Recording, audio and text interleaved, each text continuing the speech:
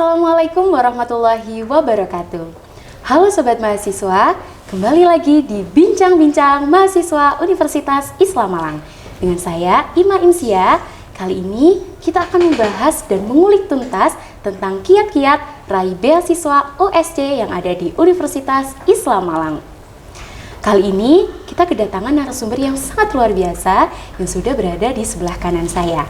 Yuk kita sapa terlebih dahulu. Halo, selamat siang Kak Salma dan Kak Aisyah. Selamat siang Kak Ima. Bagaimana puasanya hari ini, lancar? Alhamdulillah. Alhamdulillah. Luar biasa sekali ya, tetap semangat menjalankan ibadah puasa di tengah-tengah bulan suci Ramadan ini.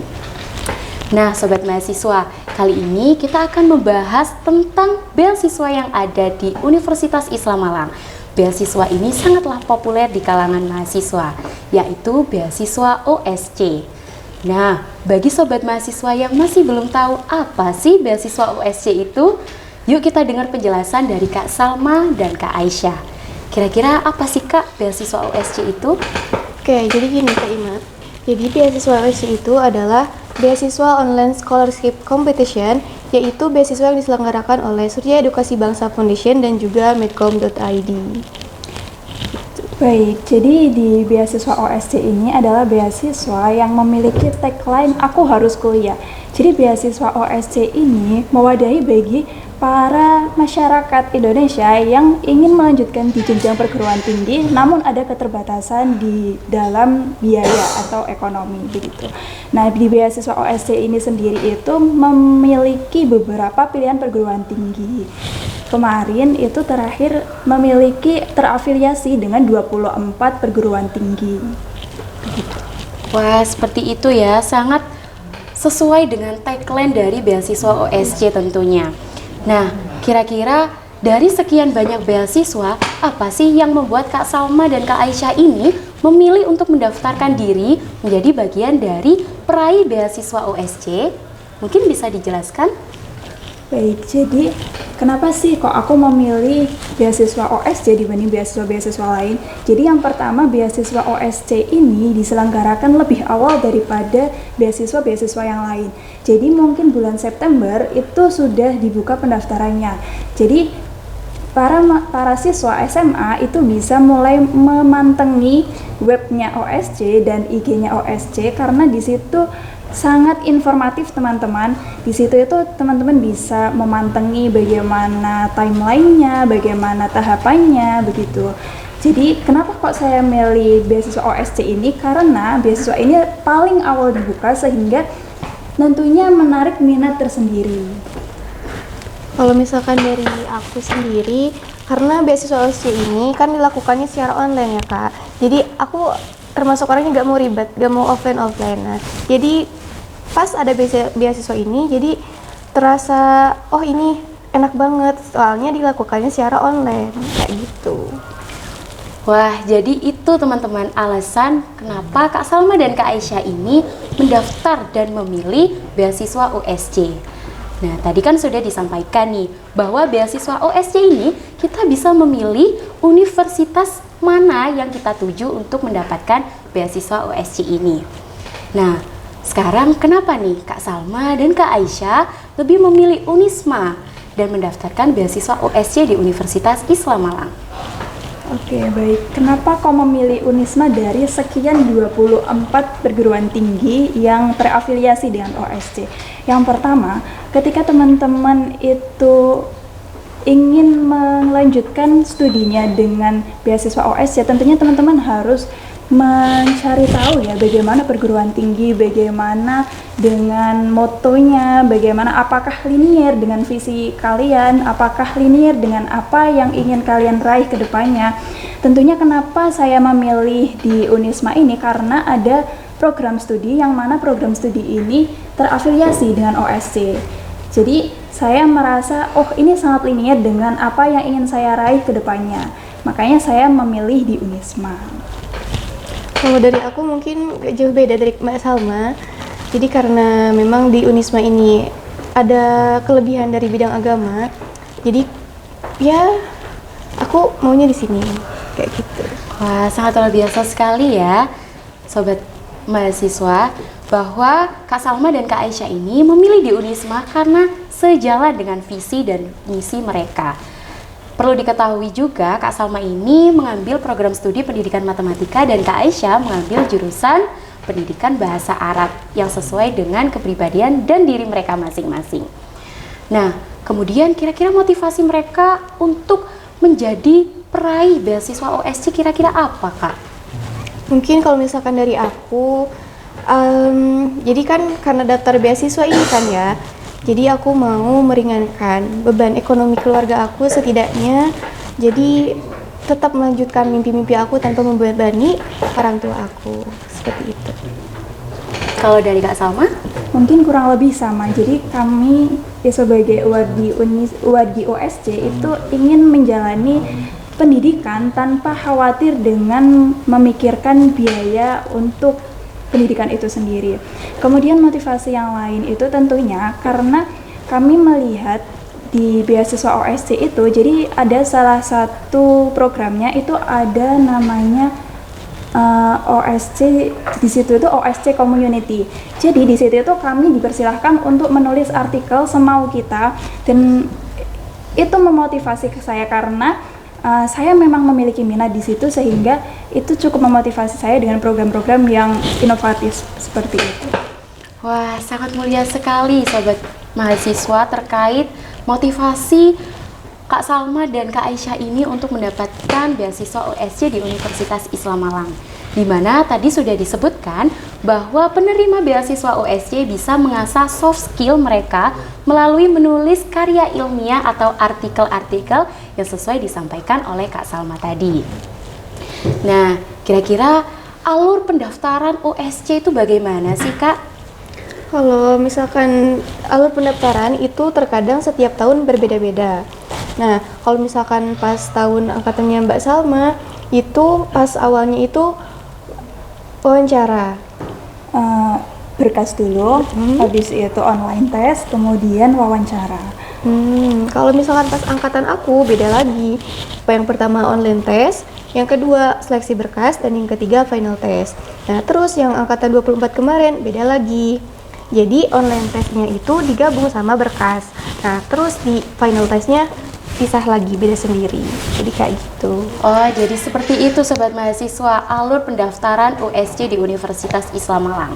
Disampaikan bahwa setiap tahun OSC ini alurnya berbeda-beda.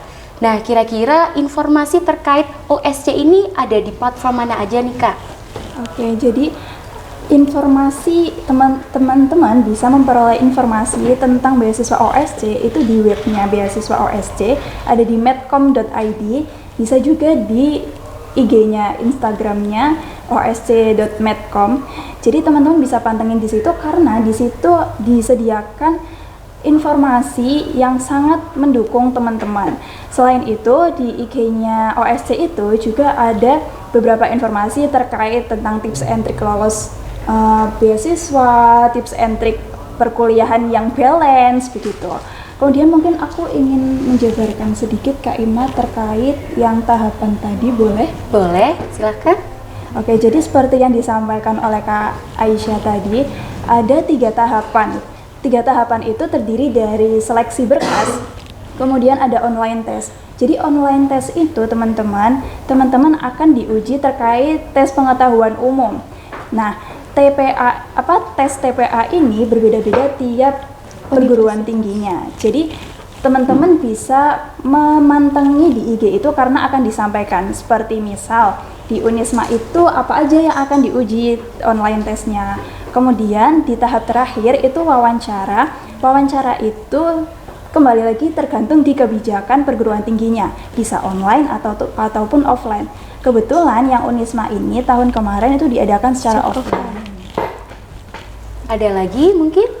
Mungkin untuk tambahan, nah selain dilakukan secara offline, jadi di final test itu berbeda-beda. Jadi ada yang harus tes tulis lagi, ada juga yang wawancara. Nah kebetulan yang di Unisma itu wawancara, final testnya seperti itu. Wah, jadi ada 3 tahapan untuk mendaftarkan diri menjadi penerima beasiswa OSC di Universitas Islam Malang tentunya. Nah, buat sobat mahasiswa yang belum tahu, dan calon mahasiswa baru yang mau mendaftarkan diri di Universitas Islam Malang, jangan lupa dicatat ya informasi penting terkait alur pendaftaran beasiswa USC yang ada di Universitas Islam Malang tentunya. Nah, pasti segala sesuatu itu ada tantangan dan hambatan tersendiri ya Kak. Kira-kira tantangan apa sih yang Kak Salma dan Kak Aisyah hadapi ketika mendaftarkan diri menjadi penerima beasiswa USC di Universitas Islam Malang? Kalau dari aku sendiri, mungkin pas awal itu, jadi setelah kita dinobatkan menjadi award OSC, itu nanti dikasih surat kontrak, teman-teman. Jadi surat kontraknya itu terdapat syarat IPK minimal.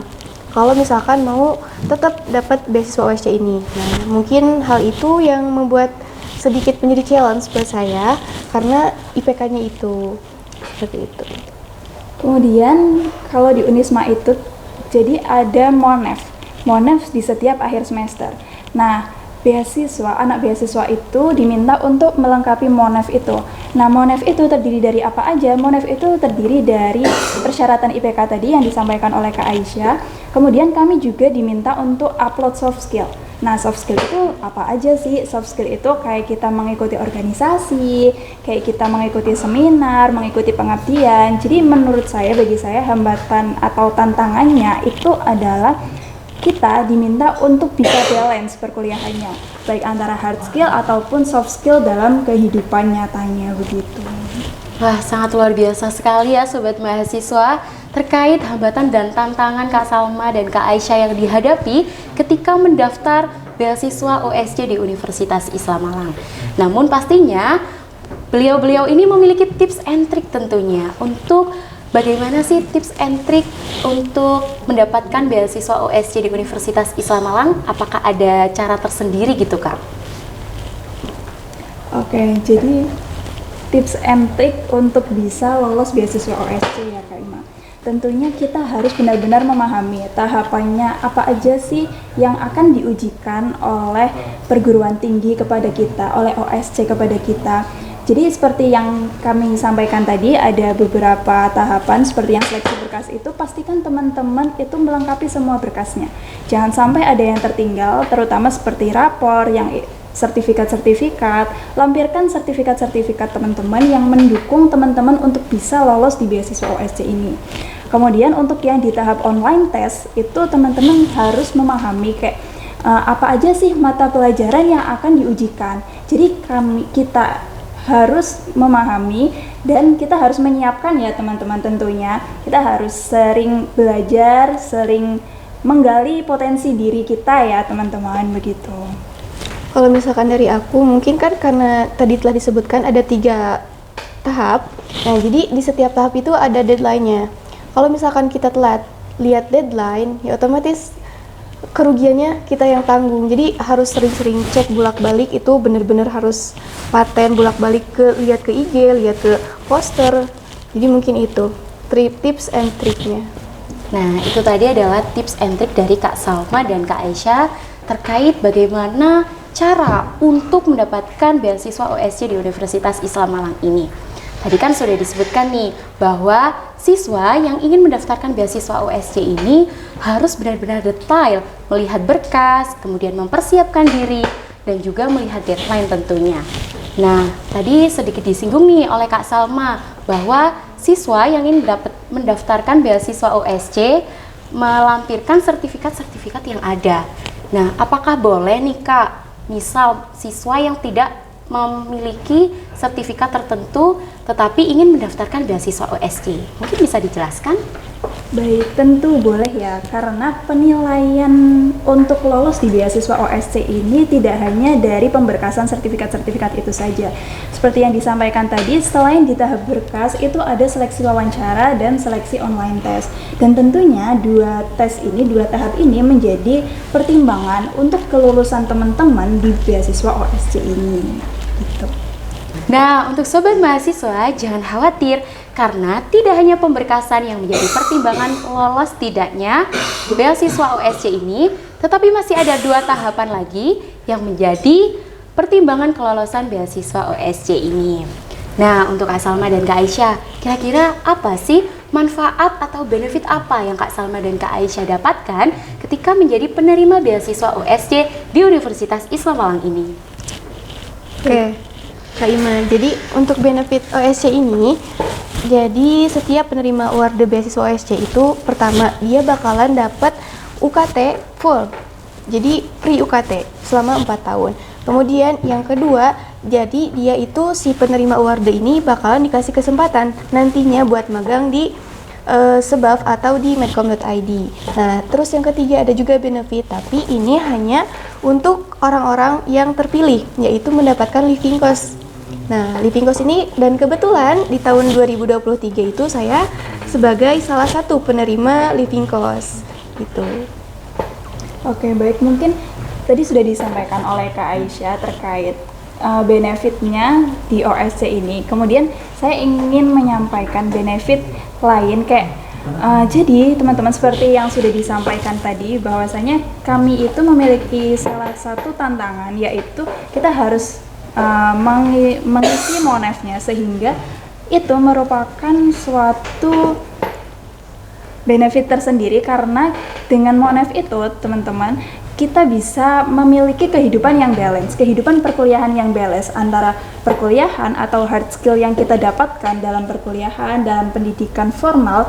Kami juga mendapatkan pengalaman soft skill seperti pengabdian, seperti mengikuti beberapa lomba, kemudian mengikuti organisasi, mengikuti beberapa seminar, dan itu benar-benar sangat insightful. Wah, sangat luar biasa sekali ya Sobat Mahasiswa. Tentunya tadi sudah disampaikan banyak sekali kegiatan-kegiatan yang dilaksanakan oleh penerima beasiswa OSC.